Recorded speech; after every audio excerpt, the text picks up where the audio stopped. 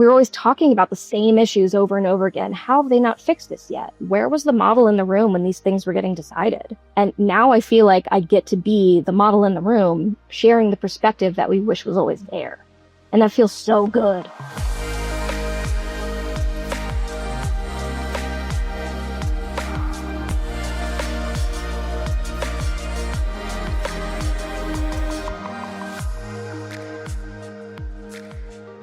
Welcome back to On the Horizon. This is Melrose Michaels. I am your host, and I'm here to share what's worked for me in building my adult creator business to try to make building yours just a little bit easier.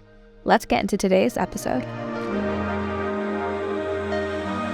Chrissy LeBlanc isn't just logging on. She's building an empire, one show at a time. With over 10 years of experience across multiple platforms, she's lived through the evolution of camming from pre-COVID hustle to today's algorithm-based grind. Now, as an ePlay model coach, she's helping the next wave of performers navigate the industry with confidence and strategy. So how do you figure out which cam style actually fits you? And how do you keep your shows feeling fresh when burnout is always knocking? And what happens when your passion for cosplay or gaming and human connection collide with the business of camming? Today, Chrissy is giving us an honest breakdown on creativity, burnout, and what it really takes to build sustainability in this industry. Chrissy, thank you so much for kindly coming on here today. We've been trying to coordinate this for some time, and you're a dear friend, and I'm so excited to have you. Thank you so much for having me. I'm excited to be here. Yes. Absolutely. We've had many of long talks over the years at conferences and crossing paths, and I've followed you for such a long time. So I'm excited to finally share kind of the depth of the conversations we've had privately with the broader community on topics that I think are really going to add value for them. Absolutely. Me too. So let's kind of go back and give everyone that's tuning in some oversight on your career as a whole. So if you could just share a little bit about, I guess, who you are and your journey in the industry and what that's looked like so far. Yeah, absolutely. So I started on Chatterbait and on Snapchat back in 2015. I started camming with my then fiance, now husband, doing some solo shows, some couple shows with him, and we were also exploring some poly relationships with girlfriends of ours. So we're doing some girl and group shows too. So I mainly started on Chatterbait and Snapchat, but I have floated around and tried out different platforms and changed teams a couple times throughout the years, so to speak. So I was on Chatterbait for a few years. I was part of the Snapchat bubble while it was poppin' before COVID. I was approached by StreamMate 2 or 3 years in, where they recruited me to try out StreamMate, and I ended up earning more there per hour. So I ended up switching from Chatterbait to StreamMate just for financial reasons. But it ended up kind of changing my style of camming because it was better for solo and girl shows, not so much for the couple shows. So I kind of chased the money and did some solo private shows for a while on StreamMate. And then I was approached by ePlay back in 2020 to be a brand ambassador for them and help beta test the site that they were still building. So helping give them feedback on what things needed to be fixed, what kind of things that models would like to see, just to build a better cam site. And so, I've been doing this about 10 years, camming, content creation, collaborating with other streamers. I've been nominated for more than 70 awards throughout my career, won 8 of them, including Cosplay Streamer of the Year in 2021 and 2025 from Exodus. I believe I was there for one of those wins, and it was wonderful to see you go up there and your face when they announced you. Oh my God. There's 2 things you mentioned that I want to touch on briefly. One of the things you talked about, and this is kind of where we, started our, I guess, more of a proper friendship out of our relationship, but was the premium Snapchat kind of boom. And I want to just touch on this, not because it's really a sustainable thing we can do anymore, as you mentioned. It had its bubble and it's kind of time to shine. But because there is some, at least in my opinion, and I want to know what you think on this, I feel like there's a little crossover from premium Snapchat, type of filming and shooting content to live cam. And I know it's not live, so it's not live cam, but at least for me, it felt like doing a live cam show, but posting it 1 minute at a time, like a delayed live stream almost. Like that was my Snapchat experience. Is that how you felt too? It wasn't like the same exact type of live interaction, but it was still focused on like that more of like an unfiltered, unprofessional type of content. So in that way, I would say yes, that it was just like I would, shoot a quick selfie video and then post it, not thinking about a caption or salesmanship or, what have you. It was just, here's the content, take it. Yeah, yeah, absolutely. And then the other thing I wanted to ask you about, you mentioned when you switched to StreamMate, you were making more per hour. And I know that like StreamMate personally, there's good and bad to all sites. Like, and I want people that listen into this that are curious about webcamming, which is going to be kind of like the umbrella topic of our episode today. But one of the things is like finding the right site is such an important piece of the puzzle for a creator because like, I've been on like Cam Soda and not done well. And I know a lot of creators who go to MFC and like can't crack it. Whereas like that's the only place that's ever been a solid home for me, given this was, 8 years ago or like when I was really heavily camming. But when there's sites like StreamMate that offer like a less percentage payout, but you end up making more per hour, like these are the things I think creators getting into streaming should really consider is like, don't write off a site just because the payout percentage is less. Because typically, when that happens, there's a reason for that trade-off happening. And a lot of the times it's because they have qualified traffic, like spending traffic.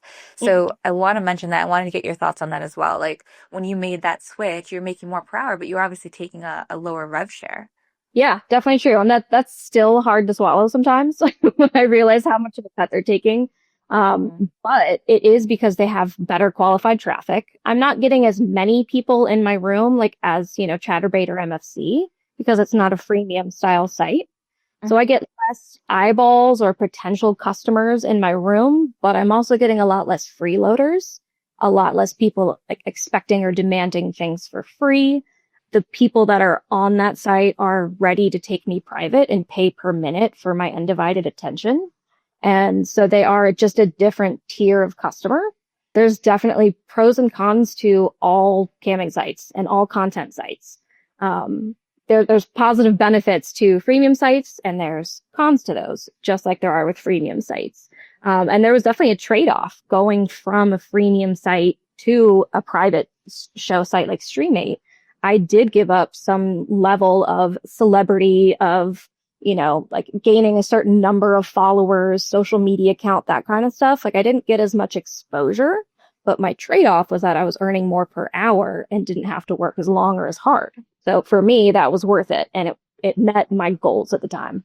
Yeah, for sure. And I think that's like a great caveat that creators listening, especially if they're new to the industry, can take away is like, I always suggest cams if you don't have a big following and you're going into adult, because if you have no one to sell to, like that's the first problem you kind of have to solve.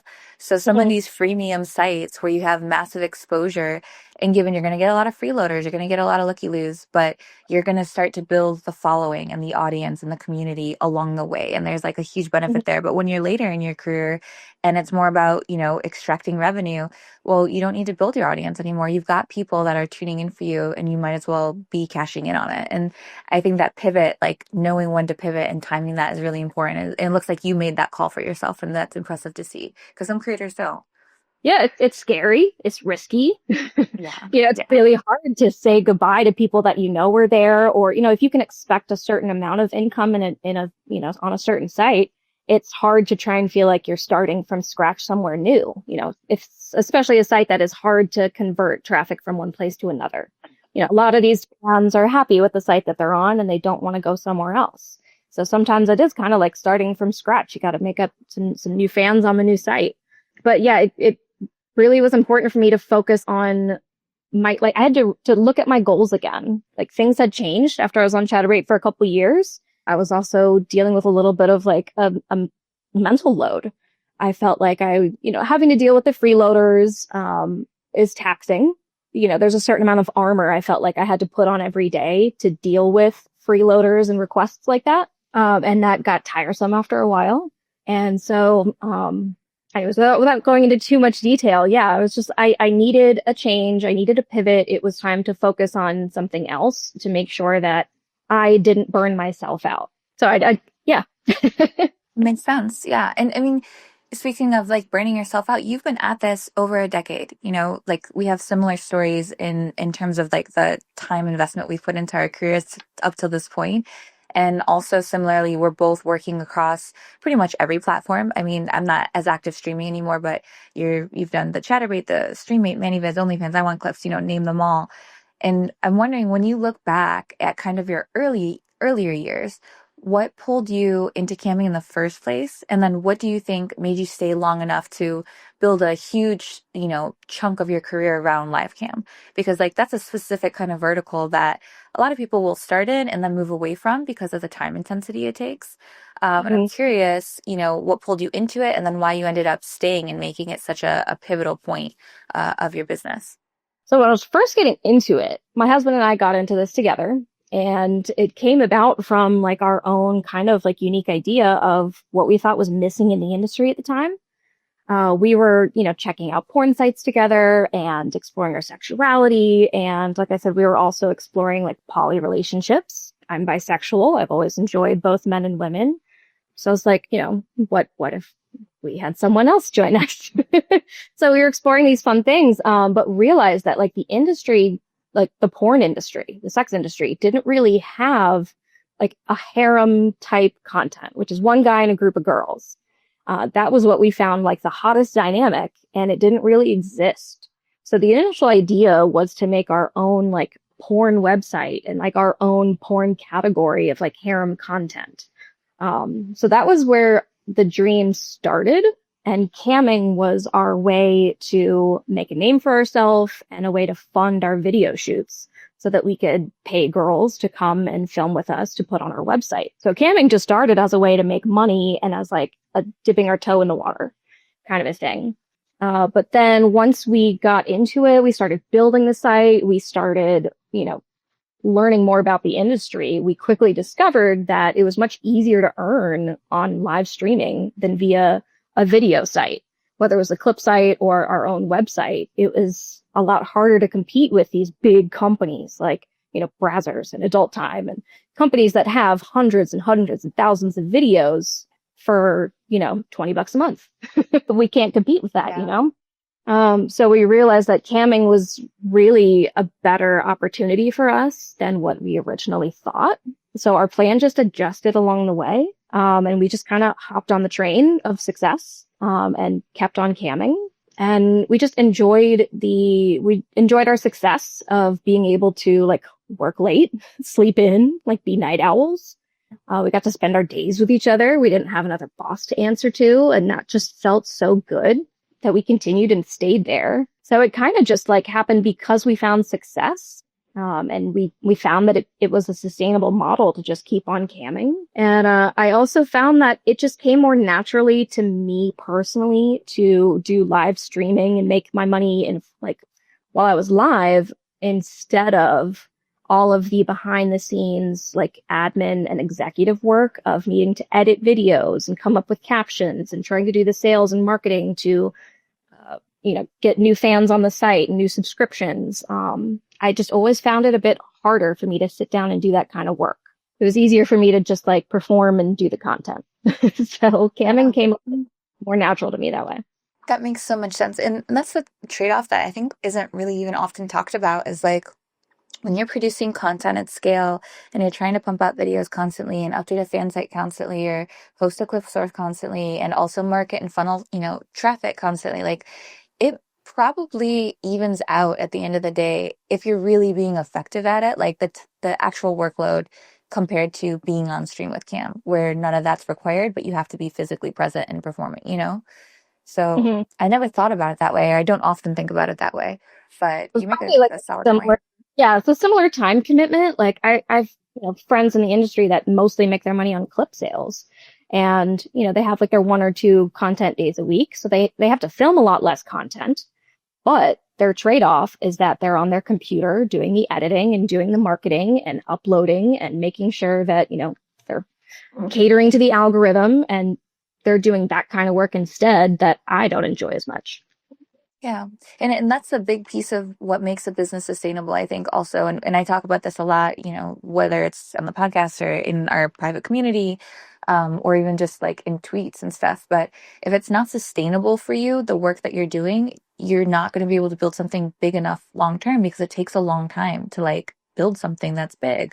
So if it's like something that's going to burn you out constantly, it might be worth reconsidering the business that you're in, or the vertical. So like if fan sites isn't something that feels sustainable to you because you don't want to deal with the DMs and you don't want to, be scheduling content and doing the admin that goes with it, maybe you go to Cams, or maybe you go to Nightflare or Text Panther, do phone sex instead. Like there's other options. I know that OnlyFans is like the word thrown around the room because they're such a giant in the space, but they only came on the scene in like 2016. We were all doing other things before that were also very lucrative, and it's easy to forget that sometimes. Wait, it came out that early? I thought they came out even later than that. Yeah, it hit the scene in 2016. I only know this because it was like an offshoot of MFC, and it was this new thing instead of MFC Share that they were driving us all to. And then, they promised the MFC girls, like, well, anyone at the time, but it was amongst MFC girls when they launched this, that we would get lifetime referral payouts and anyone would be brought over. So all the MFC girls were bringing over all these cam girls thinking we were going to build this residual income and have this like exit strategy. And then of course, once COVID hit and all the popularity shot up and it became this household name, they removed the referral policy or the affiliate payout, and everything changed to 5% in 12 months. This is why everyone gets mad, because it really was built off the backs of, cam girls and sex workers. Like that's of course how everything goes. But yeah, this is a nice place to pivot, I think, too, because you've now started to expand into kind of like these consulting and management roles, working with ePlay and like on-site development, stepping into kind of this webcam studio manager position. So like, I want to know what that's been like, shifting from, in the camera room yourself to now providing support for models and kind of helping to shape a platform, because it's a very different role. Yeah, absolutely. It's a different role coaching others, but it does kind of feel like a natural progression to me. I've been collaborating with models for years. I've, worked with complete amateurs that I met on Tinder, and I've worked with industry professionals that have been on professional porn shoots. So I've worked with a wide variety of people wide variety of experience. So I do have like some experience already of like working with amateurs and trying to get them onboarded of like, here's how it works. Like, here's how to run a cam show. Here's how to talk to people. Here's what you do and don't say. Like, even just like the, simple things that like, civilian normal people wouldn't think of. It's just like, oh, cater to the camera. Remember, they can't see you if you're sitting like this, just like basics like that. So I do actually have like some experience already built in just from like collaborating with the people I've collaborated with. So I know like what kind of things people view differently, or what kind of perspectives people have brought into it before. So I can use that experience to build off of. It's refreshing now to feel like I have a voice that's getting listened to by like industry executives as well. When I started working with ePlay, like 5 years ago on helping them build the site, I really enjoyed their approach to building the new site, because they wanted to hear from models in our industry. They wanted to hear from other cam models. Like, what do you think of the site? Is this working right? What kind of features do you want to see? They were gathering feedback. And at that point, I had been on other sites for years and had gripes and complaints and shared these gripes and complaints with, other models at industry events. And like, we were always talking about the same issues over and over again. How have they not fixed this yet? Like, this is such a glaring issue. Where was the model in the room when these things were getting decided? And now I feel like I get to be the model in the room, sharing the perspective that we wish was always there. And that feels so good. I feel like I can actually help prevent some changes. Yes. This is a big turning point for me too, when I started like building those kind of executive relationships where I'm like, oh, now I can actually impact the future of what other creators experience. Like, we can build better shit and we can have more of us succeed. Like, this is what makes you want to get up in the morning and like go do things, like knowing you can play a role like that. It feels really good. Yeah, it's nice. I don't like complaining about the same thing over and over again. Yeah, who does? Now that you have kind of both perspective, performer and behind the scenes with your work with ePlay, I want to ask you in terms of like how the industry has evolved, especially pre-COVID and now post-COVID, what feels most different about camming kind of today compared to before COVID or even when you started? And I'm also asking for me because I've been thinking a lot about going back to live cam as just like a traffic generator and because it's my first vertical. And so I'm curious, like what has changed? What is it going to be like coming back? What do I need to be aware of? Sure. It's definitely changed since COVID. I mean, we all know that. The OnlyFans pop, COVID brought a lot of new people, a lot of new faces, a lot of awareness to content creator industry, which does mean that there's more competition. There's more people that are interested and aware of camming as a income model these days. I remember when I started on Chatterbait, there were very few couples on Chatterbait. It was kind of like an elite little team of people. And when we went to industry events, we all hung out with each other. We're like, oh, yay, another couple. Cool. But it was like a small, tight-knit community. And now there's way more couples out there, which I think is kind of awesome that there's more couples doing that with each other. But there's definitely more competition. It's not as unique to see couples or threesomes or, things like that for camming. Models are collaborating with each other more than I think they used to.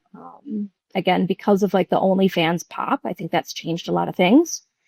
So there's definitely some more competition, and that means that there are more creators that are treating this like a job and treating it professionally. There are more models that are coming into this that are thinking about getting an OnlyFans agency to help them, or thinking about hiring PR.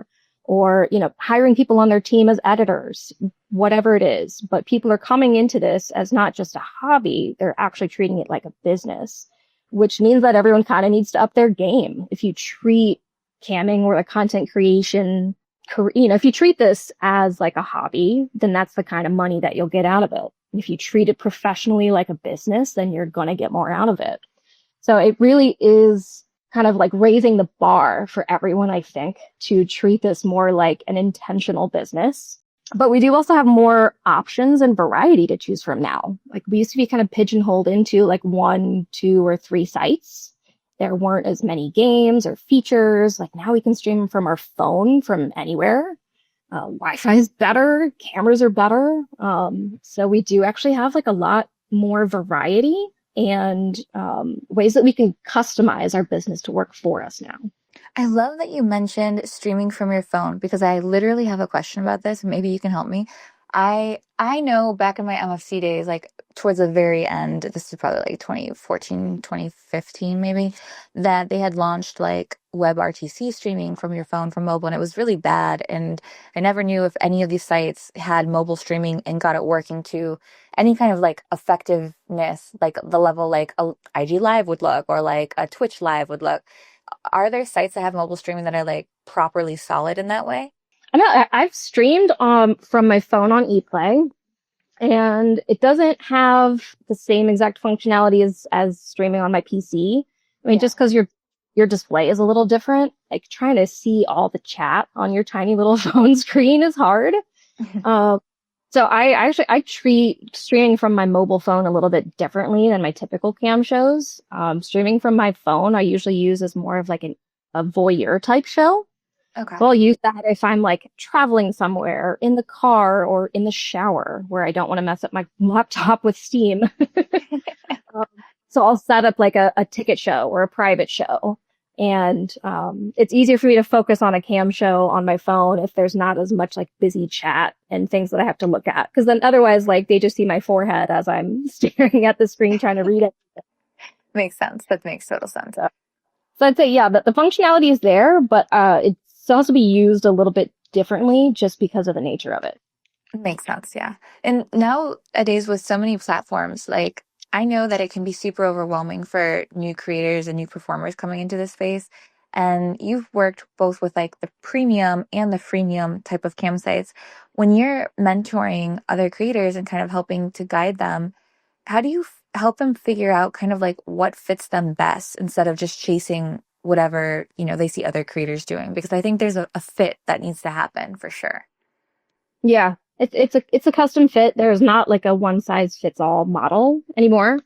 So I always start with questions to get to know the model first. Like, what is their existing experience, both with live streaming and with content creation or the adult industry in general? Like, are they brand new to this? Have they tried other things before? If so, what did you try? What did you like? What did you not like about it? Those things are important. Like I said, for me, the live streaming comes a lot easier and the editing and captions and salesmanship is harder. But I've got friends who that's the easy part and coming up with the ideas is the hard part. So we all have strengths and weaknesses that we need to play to. And trying to figure out a model's strengths and weaknesses and their likes and dislikes all go into that recipe for what I would suggest. And also like what their goals are, what's most important to them. Like not all of us are in this industry to just hustle hard and make as much money as possible. Not all of us want to do the kind of work that's required to make $30,000 a month. Some of us, have health issues and we need a more flexible schedule.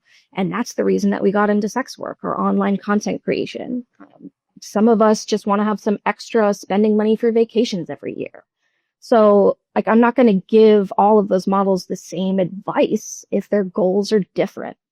If somebody has health issues and they need to have more flexible cam shows where like today I might be able to do more than I can do yesterday, then having a flexible model like that works a lot better for them. Or a flexible schedule works a lot better for them than like a consistent schedule that they need to try and keep up with every week.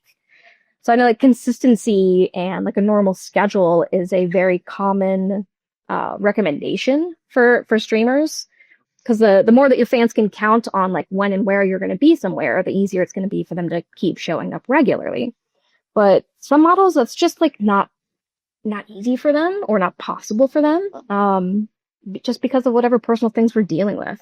So I always dive into that first before giving any suggestions, to make sure that we're actually working towards the same goal in the first place. It makes perfect sense. And you're totally right. Everyone gets into, I mean, whatever variation or vertical of sex work for whatever their reasons are. And sometimes that consistency isn't possible. And what this work provides is the flexibility that they really need. And that's a super valid point that it's easy to not talk enough about when all we talk about is consistency is king. So I'm glad that you brought that up. If you're enjoying this podcast episode so far, please take one moment to share it with another one of your adult content creator friends, because you know what the rule is here. We do not gatekeep, and we want to make as many adult creators' businesses as easy as possible. And you sharing this episode with them might do exactly that.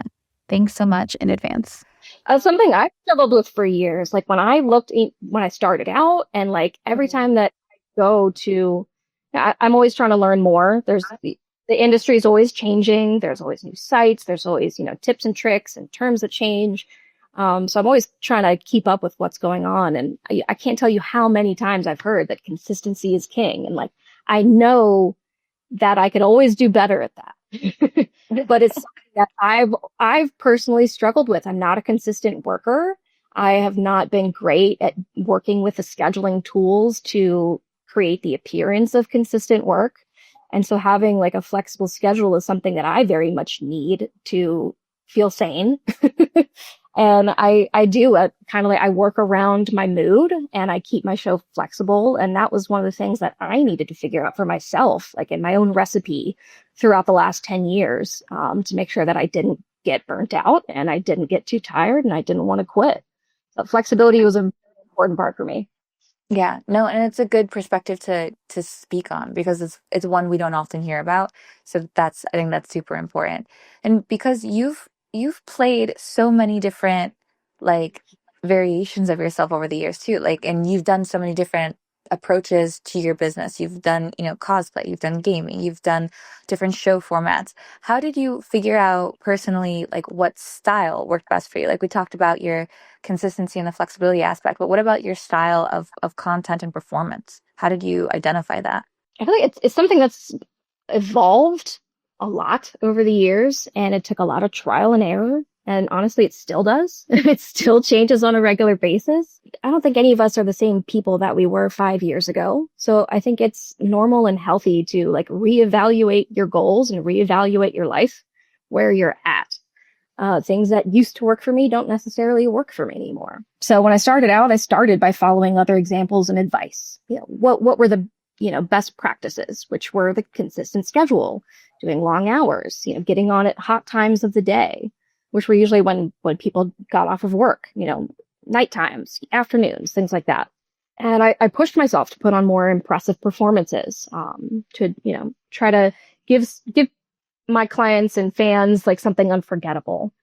So I started there, like, with some semblance of advice and, just, saw how that worked and paid attention to how I felt, and it worked for a while. And then I started getting into a pattern where I was starting to dread getting on camera, and I was starting to get on later and later. And like, I was like procrastinating while I was getting ready and doing my makeup. And I'm like, okay, something's going on here. Why am I not looking forward to this as much as I used to? And that's when it was time to like start looking at, okay, what do I need to change? I need to change something because I obviously don't love what I'm doing right now. So that's when I started looking at like, okay, maybe freemium shows aren't working for me as well anymore. Freemium shows worked best in the beginning to get my name and my face out there, but they ended up taking a little bit of a toll on my mental health. And so when I switched to private shows, the private shows, that was a good break for me to get away from all of the freeloaders and their demands. It also took away, I'd say when I was on Chatterbait, I kept on like pushing myself to try and live up to my fans' expectations. I know that for them, like they were just excited, but I saw it as pressure. Like when I got on cam and I did like 5 cum shows in a row, they'd be like, oh my God, that's so amazing. I can't wait to see what you're going to do tomorrow. And I got that feeling from them. I'm like, oh wow, I got to keep on upping the ante, don't I? And I kept putting that pressure on myself that I had to keep doing more and more in order to keep on being impressive. And I know that they didn't mean to put that on me. It wasn't like explicit, but I just kept on feeling like I had to do more and more and more. And that definitely obviously wasn't sustainable either. So switching to focusing on more private shows helped me focus on like the one-on-one connection with someone, focusing on one person's experience instead of trying to cater to everybody and make everyone in the room happy, which isn't possible. So that was the switch that I needed just to like mix up what my focus was, so that I wasn't focusing on everybody but me. I could focus on just one person. And then I'd say like, after years, like, I started bringing in more of my own hobbies. Cosplay was very popular. It started out in just like Halloween. I would dress up in the month of October. Fans loved it. They would buy the videos that I made and recorded from that. And I was like, okay, well, maybe I can start doing this outside of Halloween. So as I was getting good feedback, I just jumped on that. It's like, okay, if fans like the cosplay, I'll just keep doing more of that. And when I was live streaming, I would start doing activities while I was camming. Like, okay, well, I've done baking shows. I think baking shows I probably did before I did crafting shows, because I could just do a sexy show in the kitchen, spank yourself with a spoon, get flour on your butt, things like that.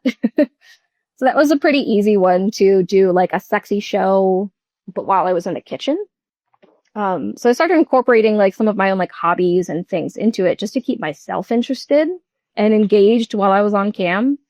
Because nobody wants to go into a room where a model's just sitting there bored, waiting for someone else to entertain her, So I started bringing in some of those like alternative streams where we hung out a little bit more. The more that they were more like hangout streams and hobby streams, they wouldn't make as much as the sexy focused shows, of course, but they did build like close, personally invested fans. It gave the fans something to talk to me about, something to share their own hobby, like a reason to share their own hobbies with me. So it did create a really good community, bringing in those personal hobbies and interests of mine. So I started just like messing with that recipe of like, okay, how much personal interest do I bring into it to keep it interesting and personal without ruining the income aspect of it? So that was something I had to play with for a while. I tried like dedicated video game streams, but when I was super invested in the video game, all the sexy goals would just get forgotten about. People would just, treat it like a Twitch stream and they'd be invested in the video game along with me, but then I wasn't making tokens. So I definitely had to figure out the right recipe of, how much of that personality to bring into it, still keeping some sexy goals, strict goals, cum goals, things like that going along with it. So yeah, it was like just a bit of trial and error and personality and just going off of the feedback from my fans, I guess, as well. Yeah, you let a lot of the market help to guide you, like what performs well. You're like, oh, some more of that, and then you also seem to blend in what is natural to you with like a little bit of your self-awareness. Like, this feels good to me, this no longer feels good to me, or like, these are my hobbies, this is what I enjoy doing, so I'm going to share with fans, and then incorporating feedback. Like, it's a nice little flywheel to tell you and guide you business wise on like what to do more of, what to cut back on, what's working, what's not. Like, I love the way you kind of frame it all. Yeah. And I didn't, the money wasn't always the driving factor either.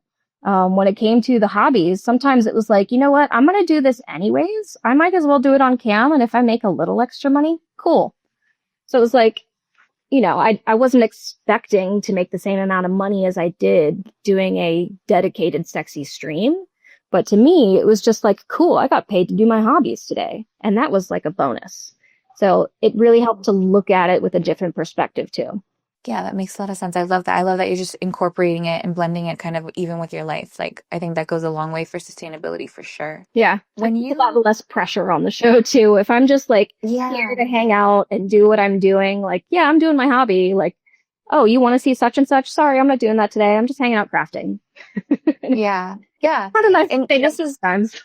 Yeah, this is like something that I think you even alluded to a minute ago, is like there's this, I've totally been this model. So I'm personally attacked by the statement and I own it, but I've totally been the model sitting there bored, like essentially waiting for chat to entertain me. Like, I like the way you phrase that because, I've been the girl, if you would have popped through my camera room, I'm just sitting there typing away in a DM or handling my OF chats in the background or like whatever, while nothing is happening in my room. Because that's one of the things, like, especially if you're a camera that's pretty consistent, you're on, day after day after day, it's easy to get bored with this work. Like, there's a piece of it that can be repetitive and mundane if you don't make an effort to constantly, like, make it an experience of some sort.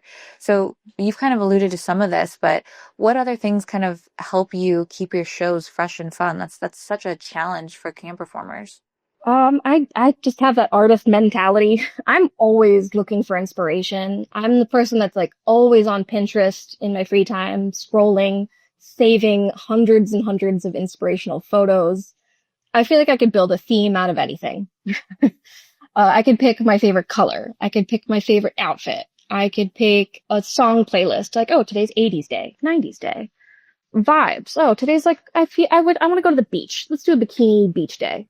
Like, whatever I'm feeling, I try to incorporate that in. I search for excuses to do something different.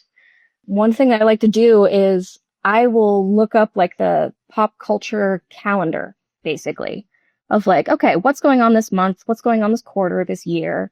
Like, what movies are coming out? What games are coming out? Are there any weird random holidays like Donut Day that I could celebrate? I try to treat my life kind of like it's Spirit Week at school. I love that. Like Spirit Week or like summer camp, like when there was like a theme, it's like, oh, everybody's wearing Hawaiian shirts today. Like, there was no reason for it. It's just someone decided it was a fun day. And I used to love those days because it was an excuse to do something different. And so I always enjoyed that, and I just kind of ran with that. So if I ever run out of ideas, I just like ask my fans for theirs. Because our fans have tons of ideas too. Oh man, I'd love to see you in this. Or, my favorite video game is this thing, which maybe it's a video game I've never heard of, but hey, that is a hot character. I'll check that out. So I feel like I'm constantly looking for an excuse to do something different. I love that approach. I know you've also found really smart ways to like double down and make the most of your time, like streaming while you're creating content for, fan clubs or, recording it. Can you walk me through kind of how you balance, one, the performance, but then also how you use it to fuel multiple income streams? Because this is such a hack, I think. Mm-hmm. Yeah, that's my favorite hack, is to make content while I'm live streaming. I love making money off of the same content like multiple ways. It's my favorite.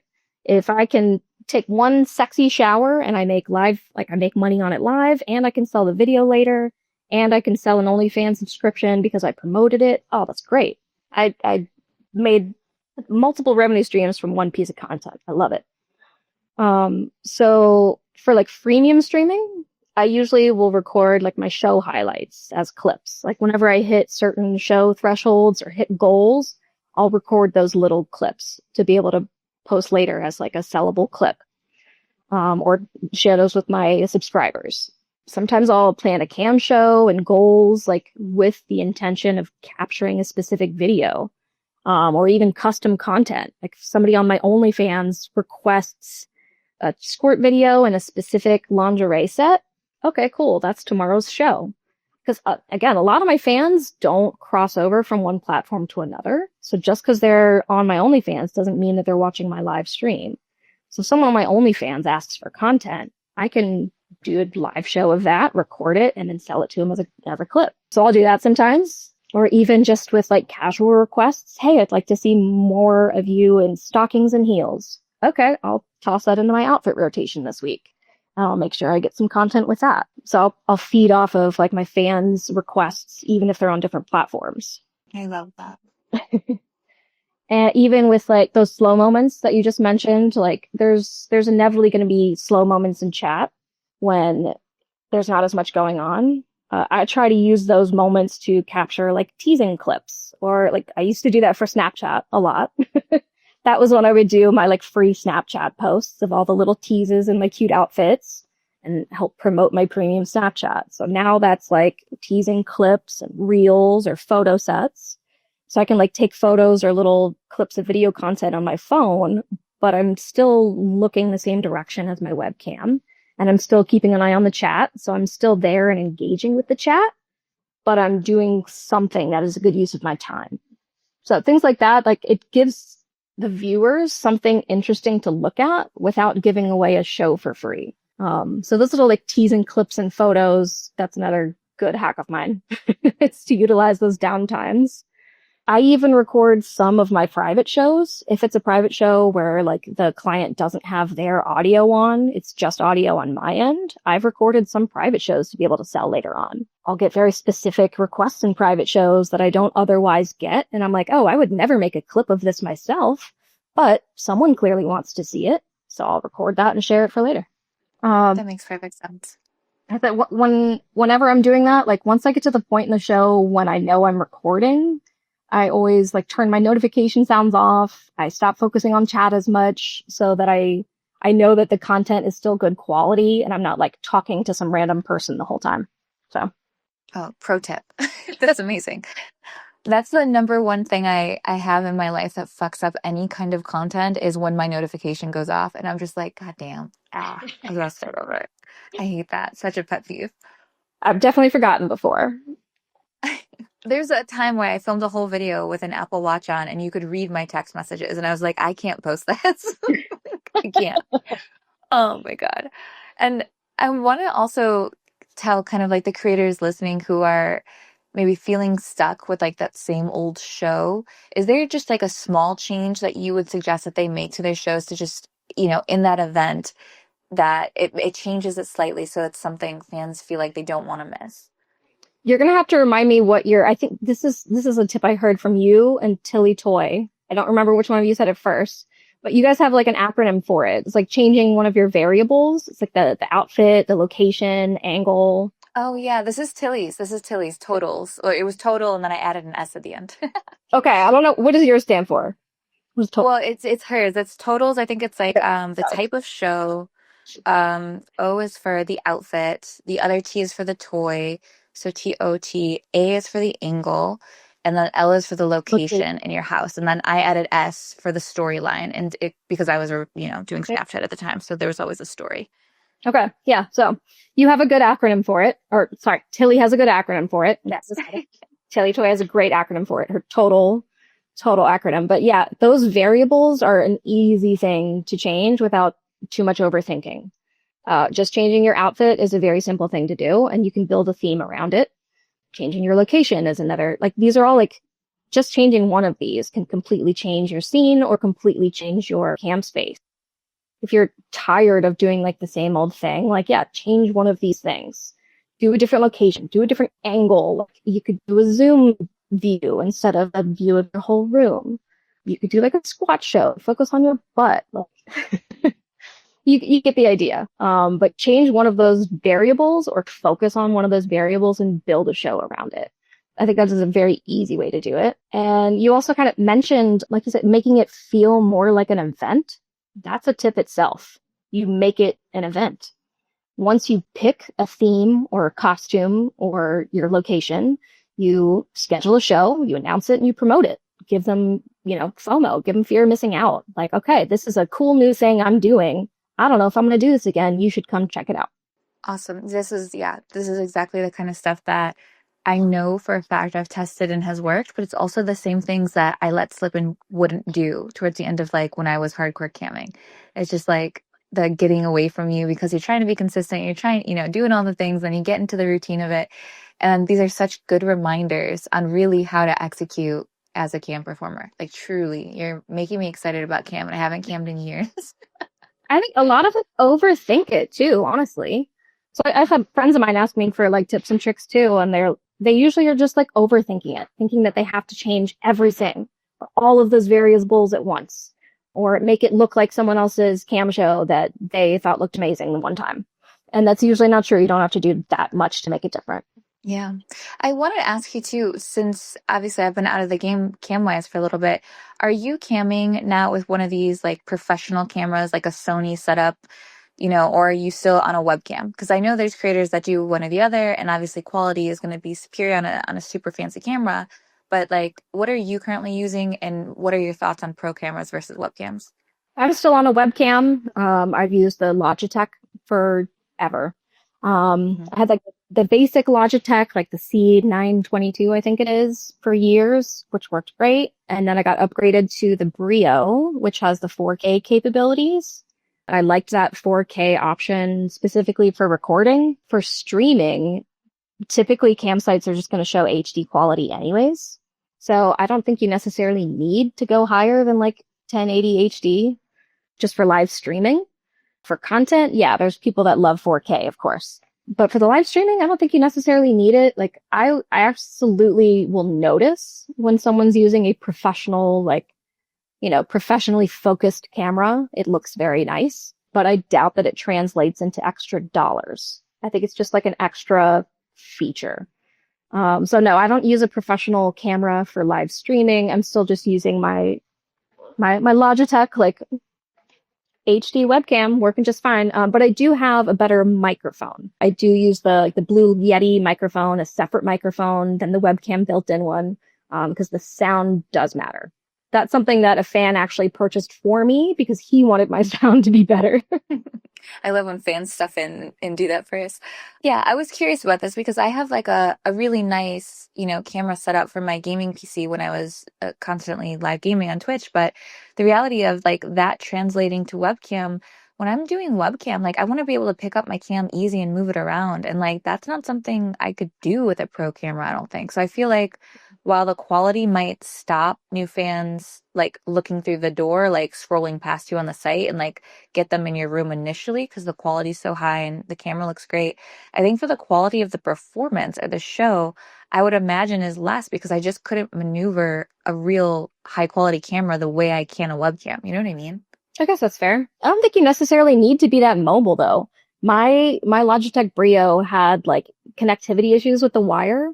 I ended up actually using some electrical tape to just like tape it together because it would get disconnected too easily. So my Brio was really hard for me to move around too because sometimes it would accidentally disconnect. So I became a lot less mobile when I upgraded my camera for that like same reason. So I did lose some of the mobility feature, but I don't think it affected me that much. Like I might have missed out on a couple specific tips, like if, people wanted like a specific zoom shot that I couldn't get. Yeah. Typically, like the request that I would miss out on is like, hey, can you move to a different room in your house? That's what I would get of like, hey, can you go to your bathroom right now and take a shower? I'd be like, no, I'm not moving my whole setup. Do you know how much light? Yeah. Do you know how much time I spent to get this room set up? I'm not moving. That's such a common one. Can you go and do shower shows? Like, do you Yeah. understand the amount of extension cord that's happening at this given moment? Yeah. Like that's not easy to just pick up and move around with. Sorry, friend. Yeah. Yeah. I want to ask you real quick, do you have some more time to stay on a little bit longer? Because I know we're running towards the hour and I don't want to keep you if you have a commitment. Yeah, I'm good. Okay, so I just want to make sure that we get into the topic of standing out. So I'm going to scroll us a little bit down our timeline, but the Sure. standing out and getting recognized part, because this is so important to creators, especially for what you mentioned. It's a very competitive space right now. Even cams, it's not just OF and content that's competitive. Cams and live stream is super competitive. So collaborations and community in this community are huge, but another side of this industry is just standing out to like professionals and companies as well.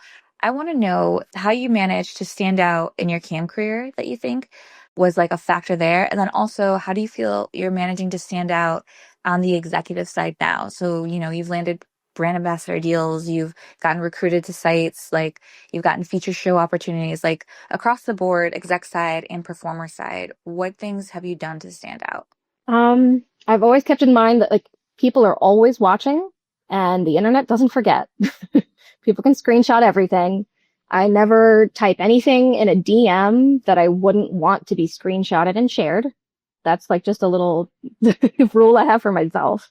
I keep drama off the socials. Like I don't really have drama with anybody anyways. I'm not that kind of person.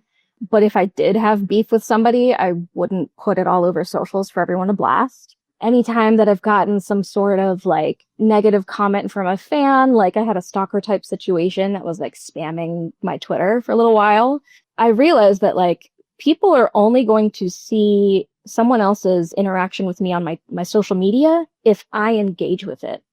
If someone's following my Twitter and one of my followers posts a comment on my post, people aren't going to see that in their notifications unless I like it or reply to it or repost it. So I'm like, if I just ignore that, all of my followers are only going to see what I'm actually doing. So I don't give a spotlight to anything that I don't want to have it. So I've kept like drama and like polarizing topics off of my socials.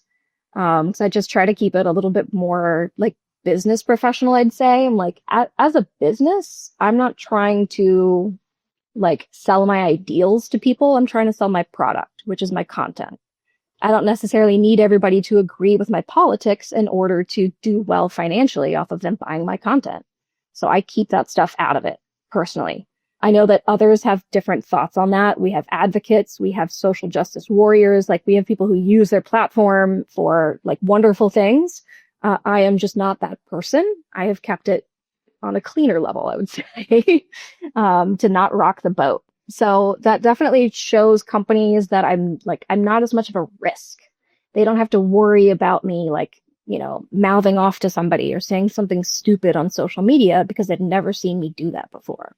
So that's definitely important. I said, when in doubt, like with social media, always save it as a draft and review it later or get a second opinion before posting it. And then in general, like I've always loved the quote, I believe it's Abraham Lincoln. He said, whatever you do, be a good one.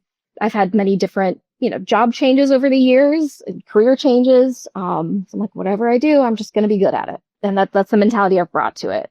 So in the beginning, like I invested in going to events like Exotica and XBiz and AVN. I went to those early on to make a name for myself and also get my face in front of the company reps and the fans and other models. I wanted to meet everybody in the industry. I want people to know who I was. And when I meet people, I'm very conscious of how I'm coming off. I have met plenty of other people in this industry that like their first interaction has been negative. Like they act entitled. They act like, oh, who are you? And I always remember it. People remember it. They remember how you treat them. So I always try to like, when I go to events, when I go to expos, I try to meet the staff. I'm friendly. I follow through on my commitments. Like if I say I'm going to be at a shoot, if I'm going to be at a signing booth, I show up on time. I do what I'm expected to do. I show up professionally. I'm on time and I'm ready. If you're flaky in this industry, which a lot of people are, like you'll get a reputation for being flaky. And you don't want that if you want to be taken seriously. So I've made sure that I don't get that reputation.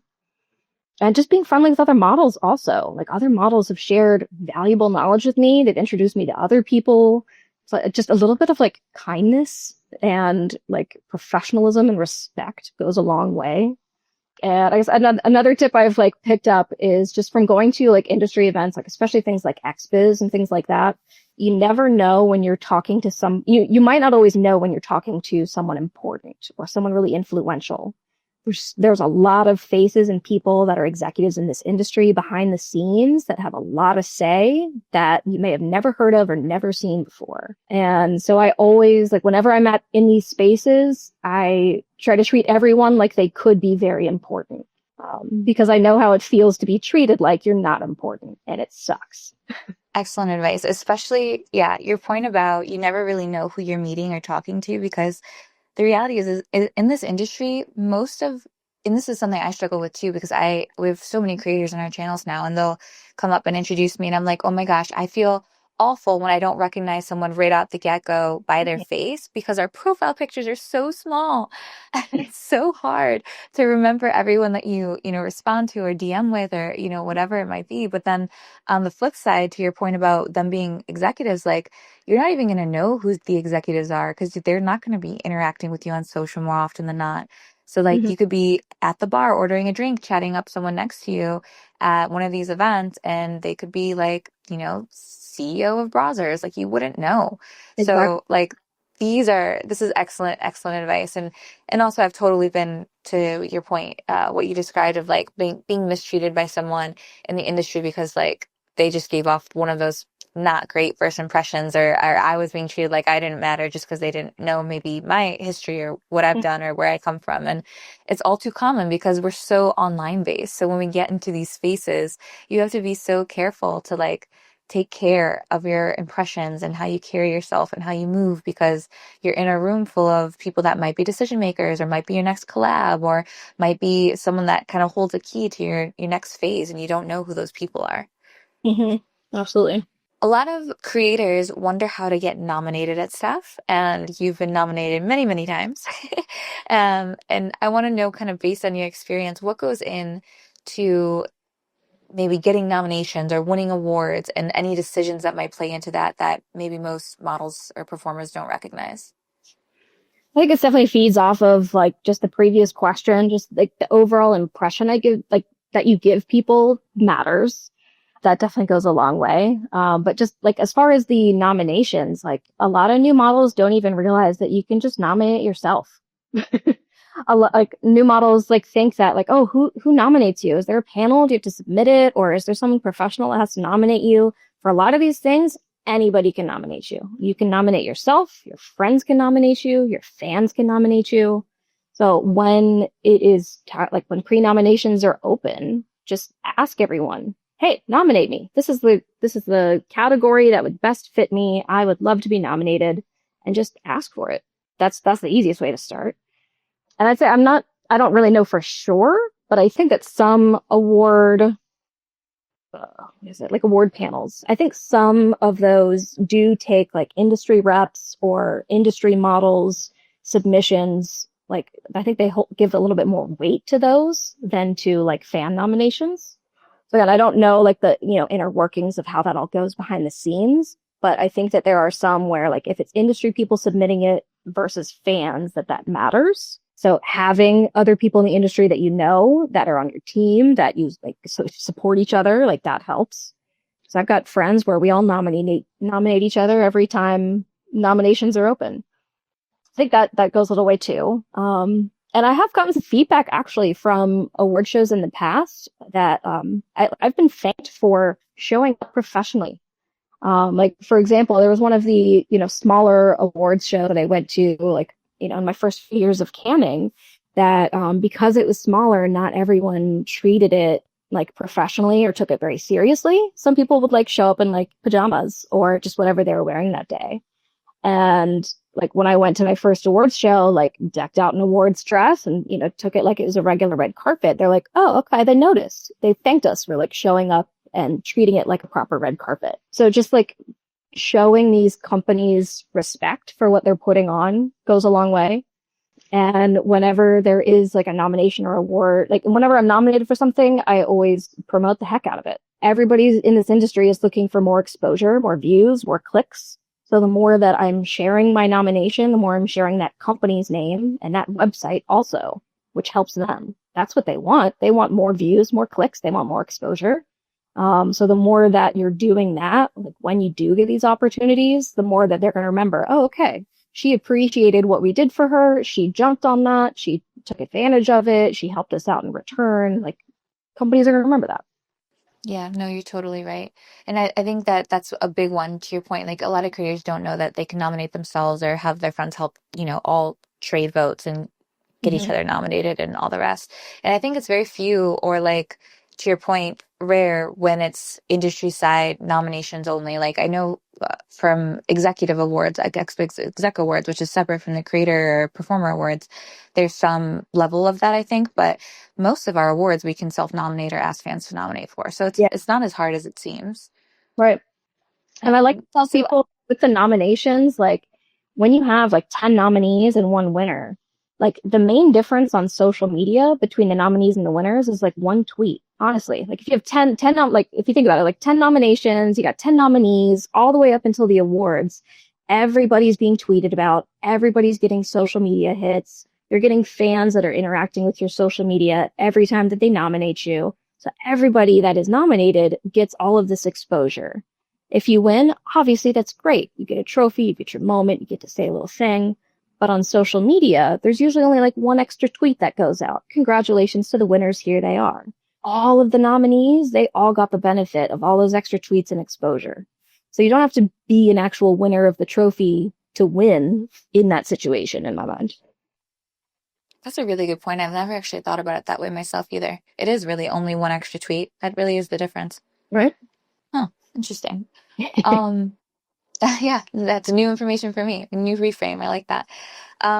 Hearing kind of how you bring, your passions into your work and your shows and how much creativity you've built into your career in general, the creativity can take you, so far when there's still the pressure and the burnout and the work of it all.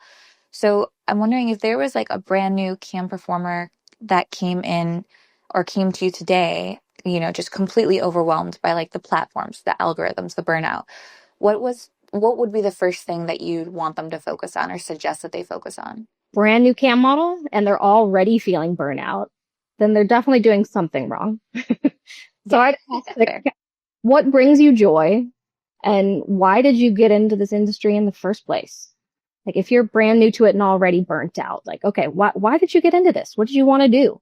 Are you doing what you wanted to do? And if not, what's getting in the way of that?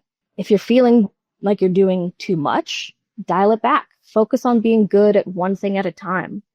I think a lot of us feel like burnt out and overwhelmed when we have too much on our plate. We're trying to do too many things at once. And sometimes it really does help to just like dial it back and you keep it simple, stupid, just keep it simple, stupid. Like just if you're failing at doing 5 things, dial it back and do one thing well first. And then just get good at that one thing well before you add a second thing.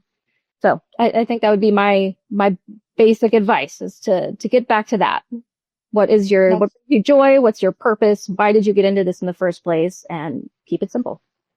Yeah, that's really solid advice. It's funny. Most people talk to me, or when they talk to me about the businesses I run, I always start by saying it's 3 businesses too many, because right now, technically there's 4, and I think that's 3 too many. And if I was to have gone back in time, not that I would change anything, because I love, where things landed for me, but if I would have just been a hardcore cam performer, if I would have just had OnlyFans, like if I would have just been laser focused and attentive to one thing, I think in terms of monetary success, I would be way further along, because to divide your attention and to overwhelm yourself or to put 5 things on your plate, you are doing yourself such a disservice, and it can get so hard so quickly. And it's the hardest way through, I think. If you can just kind of have your thing and get really good at it, do more of it, do better at it, like that really is the hack, in my opinion. So if you're listening and you're feeling overwhelmed, like that is the most solid piece of advice that you could have, is to like go back to your basics, keep it stupid simple, and do the one thing at a time. I totally agree. And then also on the flip side of this, for the more maybe experienced creators who listen, who maybe get, that feeling of being stuck or uninspired, what would one practical shift you would suggest they make to kind of re-energize their business or get out of that feeling of stuckness or uninspired? I still think it's worth it to go back to those initial questions of like what brings you joy and why did you get into this in the first place? That's always good to remind yourself of in any job, honestly. When you've gotten a little jaded. And like I mentioned earlier, like people change all the time. You're constantly evolving. Like what used to work for you might not work for you anymore, and that's totally okay. It's okay to change things. It doesn't mean that you're doing anything wrong to need to change things. So don't be afraid of change. But I think more specific things to try and like re-energize yourself, I would say like going through old ideas. Like I'm someone that saves a lot of ideas. I have lists. I'll write things down while I'm streaming, like as I come up with ideas. So if you're like currently feeling like you don't have any ideas, go back to a place where you did have ideas. What ideas have you had before? Or what things have you looked at and admired of like, I've always wanted to do such and such. Or I saw that so-and-so did content or a show like this, and that was such a good idea. I wonder if I could make that work for me. So go back to things that you've noticed before that you wanted to try. You could try changing one of those variables, the totals that we mentioned, like changing up your location, your vibe, your outfit, or change up your workspace. I know that really shakes things up for a lot of us that work from home. If our home space or our cam space, our cam room looks the same as it has had for a long time, just changing up the way that your workspace looks or where your furniture is can do a lot for your mental state. So that's a good spur thing that I have just because I'm like ADHD. I'm like, I need to clean the house before I get into stuff. So I know that changing my workspace can really help my mentality sometimes. And if you're still stuck for ideas, ask your fans. Like you have fans, utilize them, ask them what they want to see. That's just like a free hack. They're right there ready to give you ideas. Utilize theirs if you don't have any. Yeah, no, that's excellent advice. And then I guess I kind of want to leave this episode on this note, like, you've been in this industry for 10 years and you've gone on such a journey, all the platforms and the pivots and the different roles you've taken on. So what would be like the one thing that you would want people to walk away remembering from this conversation? I want people to know that you get to choose your own definition of success. I think a lot of us have like heard that like, oh, there's OnlyFans models that are making how many $1,000s a month? And we see that as like the ultimate, wow, oh my God, I would love to make that kind of money every month. And I've done that. I've fallen into that pit myself of like, oh, I've even had like family send me articles with like, hey, like I saw this article in the Washington Post about this OnlyFans model who's like killing it. I hope you can have a day like that one day. I'm like, that's great and all, but I don't want to do what she has had to do to get there. I don't want to do the same kind of work to end up in that definition of success. I'm not willing to do what it takes to get to that definition of success. So I've come up with my own definition of success. I'm like, I know that I don't have the most amount of fans in this industry. I don't have the biggest following ever. I'm not huge on Pornhub. Like, not everybody knows my name. That's not my definition of success. And I know that there are people making way more than me too. But my success is that I've been able to do this full time for 10 years. I haven't had to get another job. I've been able to pay all my bills. Like it's been sustainable for me. I've gotten the flexibility that I've wanted. I get to have more of a flexible daily schedule. I don't have to wake up at the crack of dawn and go somewhere else I don't want to be. And that there's a lot of different layers of that are successful to me. So I think it's very important to remind yourself of what your own definition of success is and stay true to that. You don't have to meet someone else's definition of success in this industry. And because of that, there's not just one path to get to that level of success. There's no one size fits all model, no specific, rules that you have to follow in order to do well. You really can like come up with your own recipe that works best for you. So just if it's a fight, if it's a struggle, if you're having a hard time with it, just start changing some things and figure out how you need to pivot instead of quitting. That's excellent advice, truly. Wow, what a great note to wrap up on. Chrissy, can you let everyone know where they can find all of your stuff, find your socials, any of the work that you want to share, promote? Please plug it all. Yeah, absolutely. So I am on Twitter at LeBlanc_Chrissy, on Instagram at thechrissyleblanc, and you can find everything else at allmylinks.com/Chrissy LeBlanc. I love it. Thank you so much, Chrissy, for coming on today. I'm so glad we finally were able to do this. Yeah, absolutely. Hope people get some good advice out of it. No, you got so many gems in here. This has been great. Thank you so much. Thanks for having me. Of course. If this conversation with Chrissy has you thinking, I want to keep my camera more exciting, or I want to set goals that really motivate me and keep fans coming back or avoid burnout in this entire process, just remember that you don't have to go it alone. This is also something you can use GPTs.ai for. This is an AI tool that we here at SWCEO, for adult creators to brainstorm anything related to your adult business. So whether that's live cam show ideas, goals you want to set for shows, creating interactive games, or rotating room topics to keep things fresh. It can even outline private show ideas, upsells, sexting sets to send to fans in DMs, tip note replies, anything you need so that the energy never dies in the room. Because at the end of the day, you deserve a tool that makes this work easier, not harder. So if you want to check that out, you can do so for free at gpts.ai. And one thing I do want you to remember is that your cam room isn't just a room. It's your stage. It's this fundamental part of your business, especially if you're going the cam performer route. Your fans, they're not just viewers, they're a community that you're building. And you aren't just showing up and logging on live for work.